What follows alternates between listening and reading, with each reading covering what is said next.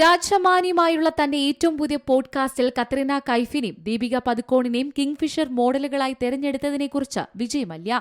ദീപിക പദുക്കോൺ ആയാലും കത്രീന കൈഫ് ആയാലും ഞങ്ങൾ ശരിയായ പെൺകുട്ടികളെയാണ് തെരഞ്ഞെടുത്തത്. വളരെ ചെറുപ്പത്തിൽ തന്നെ എല്ലാ നായികമാരും താരങ്ങളും ഞങ്ങളുടെ കലണ്ടറിലുണ്ടായിരുന്നു. ശരിയായ കഴിവുള്ളവരെയാണ് ഞങ്ങൾ തെരഞ്ഞെടുത്തത്, അദ്ദേഹം പറയുന്നു. അതൊരു മികച്ച മാർക്കറ്റിംഗ് ഉപകരണമായതിനാലാണ് ഞാനത് ചെയ്തത്. എനിക്ക് വ്യക്തിപരമായി ഒന്നും കൊണ്ടുവന്നിട്ടില്ല, പക്ഷെ അത് ബ്രാൻഡിന് അത്ഭുതങ്ങൾ സൃഷ്ടിച്ചു. അതേസമയം തനിക്ക് 9,000 കോടി രൂപയുടെ കടബാധ്യത ഇല്ലെന്നും 14,000 കോടി രൂപ ബാങ്കുകൾ കണ്ടുകെട്ടിയിട്ടുണ്ടെന്നും മല്യ പറഞ്ഞു.